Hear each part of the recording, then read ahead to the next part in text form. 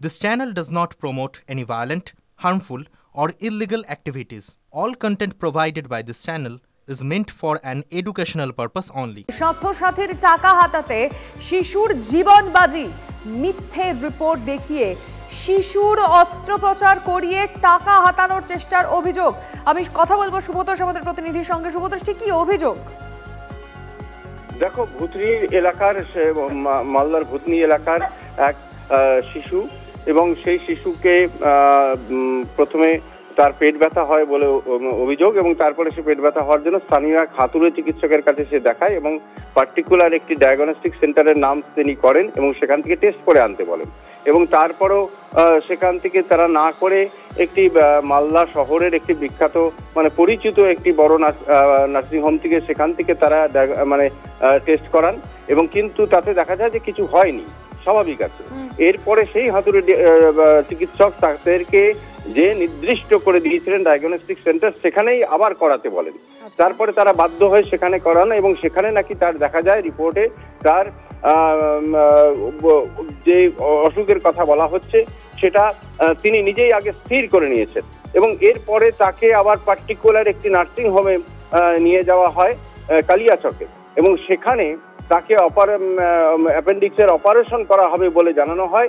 এবং সেখানে দেখা যাচ্ছে যে যেই অপারেশন করতে যাওয়ার সময় তারা স্বাস্থ্যসাথী প্রকল্পের মাধ্যমে অপারেশন করতে যান, এবং তখন সেটা যখন ক্লেম করা হয় তখনই সেটা নজরে আসে স্বাস্থ্য দপ্তরের। বিষয়টা নিয়ে সন্দেহ হয় এবং তাদের একটি টিম, জেলা প্রশাসন এবং স্বাস্থ্য দপ্তরের টিম সেখানে পৌঁছায়, এবং ঠিক অপারেশন করার আগেই তারা সেই শিশুকে উদ্ধার করেন, এবং তারপরে নতুন করে সেই নার্সিংহোমে তাদের উপস্থিতিতে টেস্ট করানো হয়, এবং দেখা যায় কোনোটাই ওর কিছু নাই, সবটাই স্বাভাবিক, সামান্য লাংসে একটু ইনফেকশন। সুব্রতোষ, তুমি প্লিজ একটু কাইন্ডলি সঙ্গে থাকো, কারণ এই শিশুর মায়ের বক্তব্য আমাদের কাছে রয়েছে এবং এই প্রাইভেট নার্সিং হোমের তরফ থেকে কি বলা হচ্ছে শুনবো। ছিল অ্যাপেন্ডিক্স হয়েছিল, অ্যাপেন্ডিক্সের জন্য অপারেশন করতে হবে তাড়াতাড়ি, এমার্জেন্সি বলে আমরা ভর্তি হয়েছিলাম। অপারেশন করার পরে স্যার বলছে যে অ্যাপেন্ডিক্স নাই, তো ও অপারেশন মিথ্যা কথা বললো, ও কোনো কিডনিও বের করতে পারে, কোনো অসুবিধা করতে পারে, অপারেশন একটা কিডনি বের করতে পারে বা কিছু করতেই পারে, বাচ্চা আছে, তো সেটা তো আর ভিতরে দেখতে গেলাম না আমরা, এটার জন্যই আমরা ওটি থেকে নিয়েছিলাম আমার মেয়েকে। না, অপারেশন করতে দেয় না, স্যাররা যে আমাদেরকে জান রক্ষা করেছে। কিন্তু আমরা কোনো টাকা পয়সা নিইনি, সে টাকা পয়সাটা এজেন্টের মাধ্যমে আমরা সেটা ফেরত দিয়ে দিয়েছি, যেটা বলেছিল পেশেন্ট পার্টি। আর আমার মনে হচ্ছে কেউ চক্রান্ত করছে আমাদের নার্সিংহোমটা, একটু যেহেতু সুনাম অনেক দিন থেকে আছে নার্সিংহোমের, চক্রান্ত করছে যেন দাগ লাগাতে পারি নার্সিংহোমটাই। এটা সম্পূর্ণ মিথ্যে কথা। আর ডিএসটি টিম যেহেতু ইনকোয়ারি করছে, সত্যটা যাচাই হয়ে যাবে কোনটা সত্য কোনটা মিথ্যে। ডিএম এর বক্তব্য আমাদের কাছে এসে পৌঁছেছে, শুনবো তার কি মত। যে রেডিওলজিস্ট যেটা করেছে তাদের এগেইনস্ট অ্যাকশন হওয়া উচিত। সাথে সাথে যে ডক্টর অ্যাপেন্ডিক্সের অপারেশন করতে যাচ্ছে অ্যাপেন্ডিক্স না থাকা সত্ত্বেও, তো সে ডক্টর প্লাস সে নার্সিংহোম, এদের এগেইনস্ট কিন্তু স্ট্রিক্ট অ্যাকশন আমরা ভাবছি। এর সাথে সাথে আমরা বেসিক্যালি যে মেসেজটা দিতে চাইছি সেটা হচ্ছে যে স্বাস্থ্যসাথী হোক বা আমাদের গভর্নমেন্টের যে কোনো প্রোগ্রাম বা আমাদের জনসাধারণ মানুষের কাছ থেকে যদি এরকম কোনো অন্যায়মূলকভাবে যদি কোনো ট্রিটমেন্ট করা হবে, তো সেটাকে আমরা একেবারে কাড়া হাতে দেখবো, আর তাদের এগেইনস্ট আমরা স্ট্রিক্টেড পসিবল অ্যাকশন আমরা কিন্তু নেব। খগেন মুর্মুর বক্তব্য আমাদের কাছে এসে পৌঁছেছে, তিনি কি বলছেন অবশ্যই শুনবো। পাল্টা শাসক দলের তরফ থেকে কি বলা হচ্ছে শুনবো। অ্যাপেন্ডিক্সের কোনো রকম তার কোনো সমস্যা নেই, তাহলে তাকে কেন অপারেশনের সাজেশন দিলেন? এখানে লক্ষ লক্ষ টাকা সেখান থেকে ইনকাম করতেন। এইভাবেই চলছে, অনেক মানুষ সর্বনাশ হচ্ছেন, সর্বশান্ত করছেন। আমরা এটা মালদাতেও দেখছি, পশ্চিমবাংলায় এটা খুঁজলে সর্বত্রই দেখবেন। এটা পশ্চিমবাংলার সর্বত্রই আছে। রাজ্য সরকার এই ব্যাপারে তৎপর নয়। একটা ছোট্ট শিশুর মিথ্যে অপারেশনের জন্য যে চক্রান্ত করা হয়েছিল, যে অসাধু চক্র এই ছোট শিশুটির মিথ্যে অপারেশনের আয়োজন করেছিল, তাদের মুখে ঝামা ঘষে দিয়ে জেলা স্বাস্থ্য দপ্তর যেভাবে তৎপর হয়ে প্রশাসনিক অধিকর্তাদেরকে সাথে করে নিয়ে তার বিরুদ্ধে আইনানুগ ব্যবস্থা গ্রহণ করেছেন, আমরা মালদা জেলার মানুষের পক্ষ থেকে কৃতজ্ঞতা জানাই।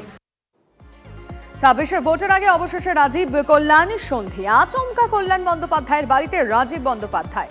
ভুল হয়েছিল, ক্ষমা করে দাও বলেছেন রাজীব, এমনটাই দাবি শ্রীরামপুরের তৃণমূল সাংসদের। আমি দল পরিবর্তন করেছিলাম বলে দাদার অভিমান হয়েছিল।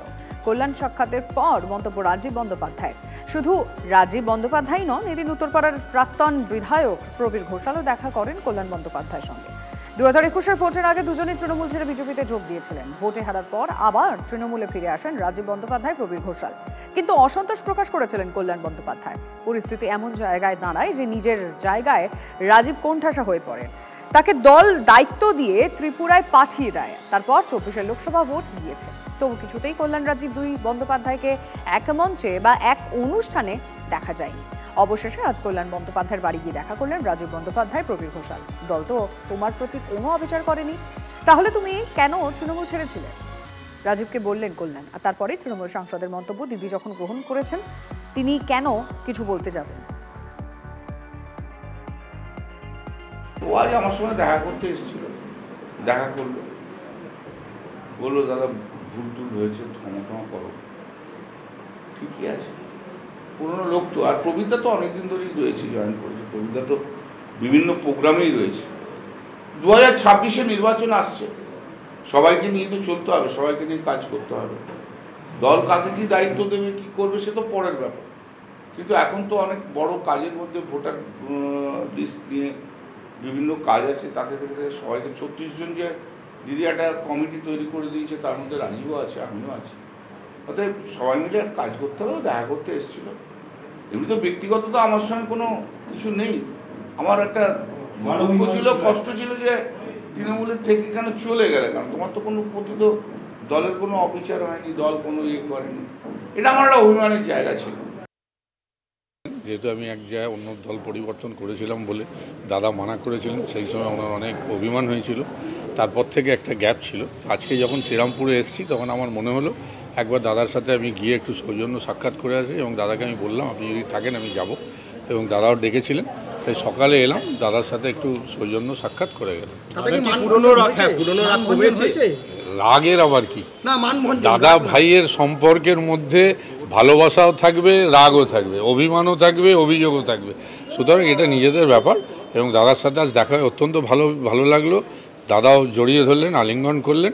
আমার আশা করি আবার আমরা যেরকম দাদা ভাইয়ের সম্পর্ক ছিল, একদিকে একই দল করছি, দুজনেই আমরা দলের কর্মী, দাদা সাংসদ। সুতরাং দাদা ভাইয়ের সম্পর্ক আগামী দিনে অটুট থাকবে।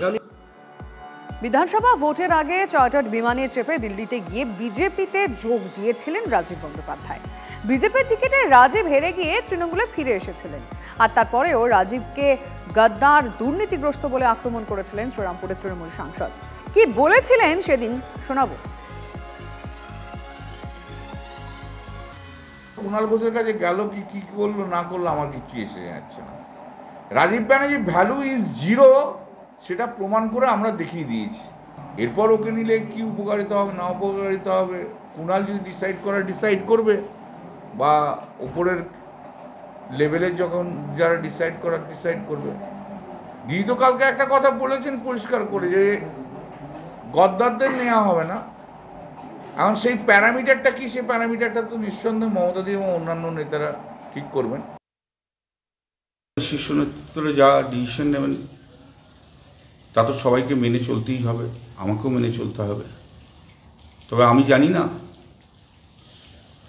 যে এরকম একটা টপ টু বটম যে একজন করাপ্টেড লোক, সেই করাপ্টেড লোককে দলে কেন জয়েন করানো হলো, আমি জানি না তা।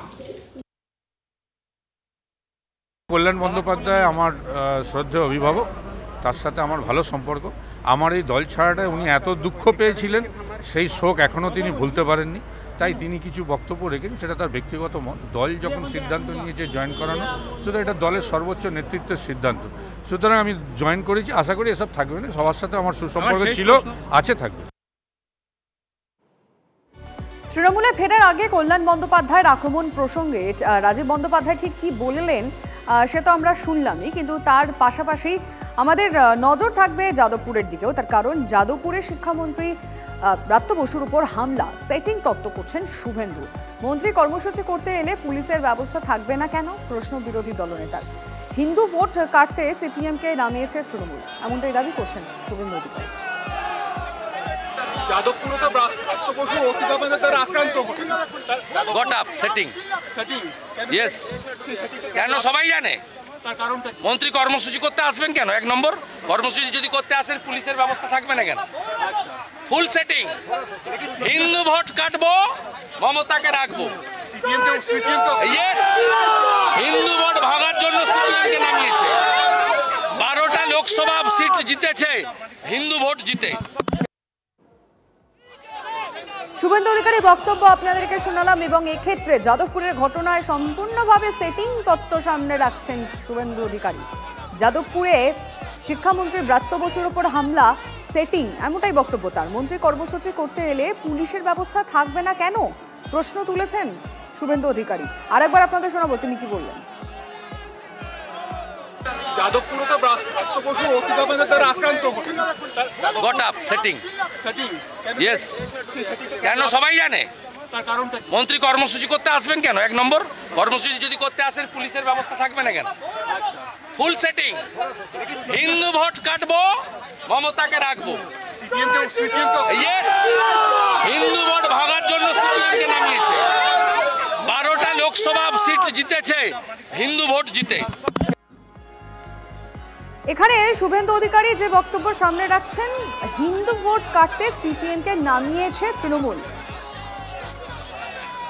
এই মুহূর্তে আমরা দেবাঞ্জনদের সঙ্গে যোগাযোগ করেছি, এসএফআই এর রাজ্য সম্পাদক দেবাঞ্জন। শুভেন্দু অধিকারী বলছেন যে হিন্দু ভোট কাটতে সিপিএমকে নামিয়েছে তৃণমূল, ব্রাত্য বসুর উপর হামলা টোটালটাই একটা সেটিং, কি বলবেন আপনি? শুভেন্দুবাবু এটা তৃণমূলের মুখপাত্র হিসেবে বলছেন না বিজেপির মুখপাত্র হিসেবে বলছেন, এটা আগে বুঝে নিতে হবে। তার কারণ যখন তৃণমূল দেখছে যে আর তারা পেরে উঠছে না ব্রাত্য বসুর মতন একজন ক্রিমিনালকে, একজন ক্রিমিনাল মাইন্ডেড মানুষকে রক্ষা করতে, তখন এখন বিজেপিকে আসরে নামানো হয়েছে। শুভেন্দু অধিকারী হঠাৎ করে রোববার দিন দুপুরবেলা কি করতে গেলেন ওখানে মিছিল করতে? দাবিটা কি? এবিভিপি কেন হচ্ছে হঠাৎ করে মিছিল করে যাদবপুরের ভেতর ঢোকবার চেষ্টা করেছিল 3-4 দিন আগে? একটা অশান্তি পাকানো এবং সেই অশান্তির ঘোলা জলে মাছ ধরবার চেষ্টা করছে এখন শুভেন্দু বাবুরা, এটা পরিষ্কার। ধন্যবাদ আপনাকে দেবাঞ্জন দে, আমাদের সঙ্গে ছিলেন এসএফআই এর রাজ্য সম্পাদক।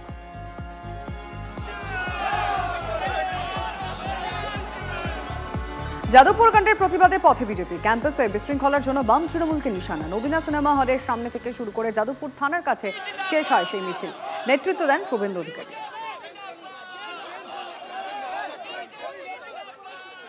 যাদবপুর বিশ্ববিদ্যালয়ের পরিবেশ, জনগণের জাগরণ, মমতার 26শে বিসর্জন। এই মিছিল মূলত কিসের জন্য? নৈরাজ্যের প্রতিবাদ। ইয়েস, আমরা শুধু আজকে করছি না, 16 তারিখে আমরা নাগরিক কনভেনশন করব যাদবপুরে এবং 18 তারিখে উচ্চ মাধ্যমিক শেষ হলে আমরা বাইরের কাজটা আমরা করব, লাগাতার জনজাগরণ করব, পথসভা, সিগনেচার ক্যাম্পেইন করে এই মাকুদের রাষ্ট্রবিরোধী শক্তিকে উপড়ে ফেলার কাজ ভারতীয় জনতা পার্টি। কনভেনশন কি গোটা রাজ্য জুড়ে নাগরিক? না, যাদবপুরকে কেন্দ্র করে, অন্য কোথাও নেই এই জিনিস। আপনি এর আগে গিয়েছেন? কোথাও নেই, ভাঙতে হবে এখানে। আপনি যখন গিয়েছিলেন তখন আন্দোলন বাঁকুড়ায় হবে না। যাদবপুরের সামনে দিয়ে মিছিল করেছিলেন, আপনার ওপরও হামলার চেষ্টা হয় এবিভিপি। সে তো কালকে ইসলামিক ইউথ ফেডারেশন লিফলেট দিয়েছে আমার নামে, প্রতিদিনই ধমক খাচ্ছি।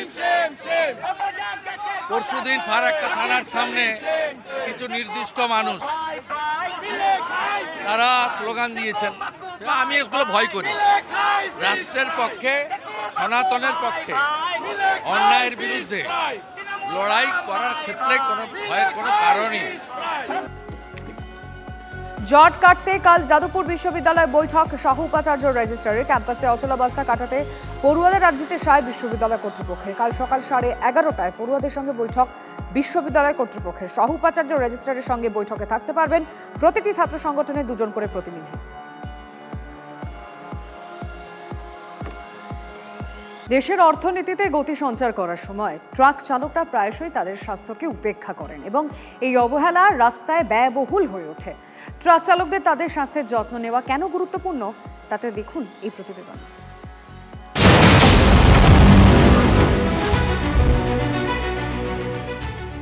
আজ ভারত বিশ্বের মধ্যে দ্রুততম ক্রমবর্ধমান অর্থনীতির দেশগুলির মধ্যে একটি। যদিও একটি দেশের অর্থনীতিকে এগিয়ে নিয়ে যায় তার পরিবহন বিভাগ, যা বহু গুণে নির্ভর করে বাণিজ্যিক যানবাহন চালকদের উপর। ইকোনমিক্স টাইমসের একটি প্রতিবেদনে এই তথ্য জানানো হয়েছে যে আজ দেশের প্রায় ৩৬ লক্ষ ট্রাক চালক আছে। হাজার হাজার মাইল দ্রুত অতিক্রম করার চেষ্টায় বেশিরভাগ ট্রাক চালক প্রায়শই নিজেদের স্বাস্থ্য সম্পর্কিত সমস্যা উপেক্ষা করে থাকেন, যা শুধু চালকদের জন্যই নয়, বরং কোনো বড়সড় দুর্ঘটনা ঘটে ট্রাকে বোঝাই সম্পত্তিরও ক্ষতি হতে পারে। 2020 সালে সেভ লাইফ ফাউন্ডেশনের এক সমীক্ষা বলছে দেশের জনসংখ্যার প্রায় 53% ট্রাক চালক কোমর ব্যথা, জয়েন্ট, পেশি, ঘাড় ব্যথা এবং পা সম্পর্কিত সমস্যায় ভুগছেন। এছাড়া 2023-এ নয়ডায় আই কেয়ার হসপিটালের এক সার্ভেতে ট্রাক চালকদের চক্ষু পরীক্ষা করা হয়। এর মধ্যে প্রায় 50% ট্রাক চালকদের চোখের সমস্যা ধরা পড়ে। সবচেয়ে হয়রানির কথা হলো তাদের মধ্যে বেশিরভাগ ট্রাক চালকই এই সমস্যা সম্বন্ধে ওয়াকিবহল নন। बहुत देर चलाते हैं गाड़ी तो आँख पर असर आता है, माथा में चक्कर आता है, पैर हाथ जो है सूजने लगता है। होता है कब कहीं रेस्ट करें, 2-4 घंटा रेस्ट कर ले, लेकिन जब गाड़ी में माल रहता है तो रेस्ट करने का टाइम नहीं मिलता है। দেশের সড়কপথ নিরাপদ রাখতে দরকার ট্রাক চালকদের নিয়মিত স্বাস্থ্য পরীক্ষা। ছোট বড় কিংবা জটিল রোগ সম্পর্কে তাদের সচেতনতা বাড়ালে দুর্ঘটনা কমবে বা প্রতিরোধ করাও যেতে পারে। এই সমস্ত প্রয়োজনীয় পরিবর্তনের জন্য সরকারের সঙ্গে ওইএমএস, পলিসি মেকার্স, ট্রান্সপোর্টার্স, ইন্ডাস্ট্রিজ এবং ব্যবসায়ীদের একজোট হয়ে এগিয়ে আসতে হবে, কারণ তবেই আমরা নিরাপদ যাত্রাপথ সুনিশ্চিত করতে পারব।